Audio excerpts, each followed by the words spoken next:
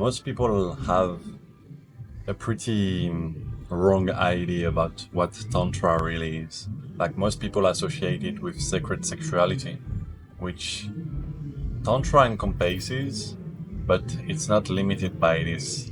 Sexual practices in Tantra represent less than 10% of all tantric practices. But really, Tantra is like a universe of deeper knowledge, of the deeper mysteries of life.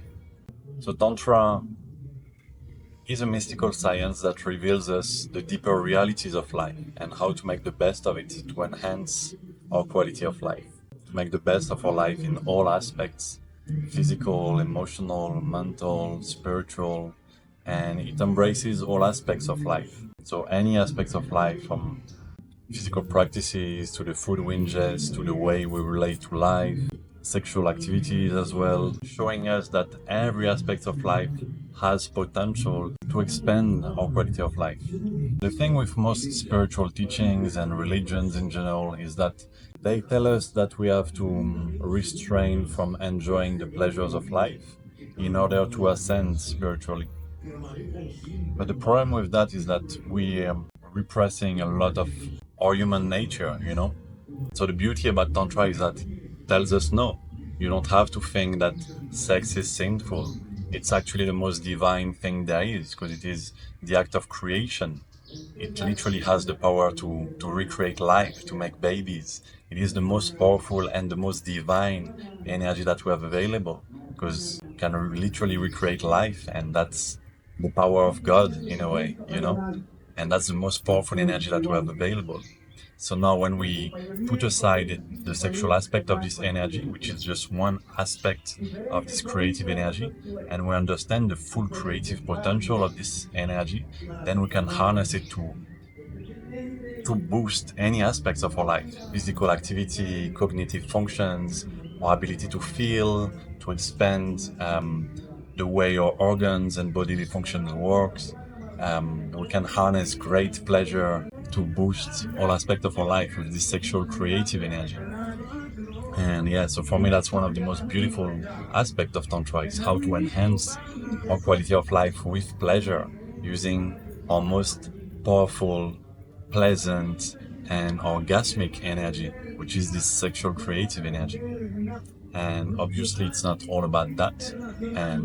And when I speak about this, it's not in a sexual way, it's actually in a pure creative way. It has nothing sexual with it. We can harness this energy without activating our sexual energies, without being horny or. And yeah, it's beautiful way to harness superpowers, really. When most people are super depleted in energy, in life force energy or creative energy, because most people live in very polluted environments with a lot of stress, eating ultra processed food, doing barely any physical activities, and just working and watching screen for most of the day. And yeah, it's depleting a lot of their life force energy. Now the life force energy is the energy of life. It's the energy that gives the power of life to thrive. So most people live on a very low reserve of this energy. And the thing is that this energy serves us to fuel all living functions, and then a big amount of this energy gets synthesized in our reproductive system in order to recreate this sexual creative energy. Now this sexual creative energy is pure creative potential, so we can use it to, like I was saying, to boost all aspects of our life, putting aside its sexual aspects. The thing as well is that most people deplete this energy a lot. Like most men that I speak to, they're releasing this energy every few days, some every days. And that has been my case in my early 20s. Like a lot of time I was just releasing this energy every night, like wanking myself and ejaculating every night, just for pleasure and to reduce the amount of stress that I was accumulating in my body by living in this big city stressful environment. And also very disconnected from my body, from life, from nature, and from these sources of power. Now, when we start harnessing these energies, the life force energy that we can do by eating more fresh food, or freshly cooked food, uh, breathing more deeply, taking the rays of the sun, meditating or doing specific practices, we harness way more of this life force energy that is present everywhere at all time. And when we stop depleting our creative energy and start harnessing it for its creative power, then yeah, it just enhances all aspects of our life. Our senses become more acute, our organs function better, our brain as well, our ability to feel and experience pleasure and to give it as well. Tantra just opens up a whole world of magic, of blissful magic. There are some basic principles of Tantra. One that speak about the aspect of non-duality. Are you familiar with this concept? Yeah, super. So yeah, to simplify it, non-duality is acknowledging that everything is interconnected on a subtle level, and there are many different layers of reality. And from a three-dimensional aspect, which is very physical, connected to this worldly life, we live in duality. So that means that physically we're separated. You are here, I am here. We're not connected physically. On a subtle level, everything is interconnected. And the beauty of this area of life that we live in is that now science meets spirituality.